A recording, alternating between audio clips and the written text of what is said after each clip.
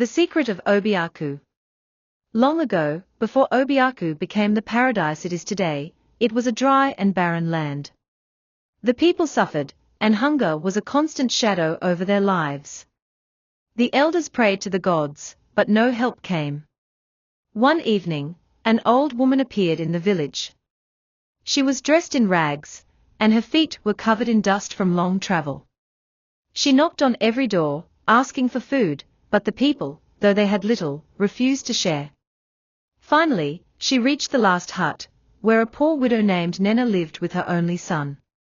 Though they had only one small yam left, Nena welcomed the old woman, cooked the yam, and shared it with her. After eating, the old woman smiled and said, "You have a kind heart, and for that, your village shall never know hunger again." The next morning, when Nena and her son stepped outside, they found the land had transformed overnight. Crops grew in every direction, palm trees stood tall, and the river sparkled with fish. The village was saved. But when they searched for the old woman, she was nowhere to be found. Some believed she was Allah, the earth goddess herself in disguise. The return of hunger. After hearing the story, Chibuzo rushed back to tell the other villagers. Some laughed, but others grew worried. They had become so used to their blessings that they had forgotten gratitude. That very night, a strange wind blew through Obiaku. The next morning, the villagers awoke to find that the crops had stopped growing, and the river had become quiet. Panic spread through the village.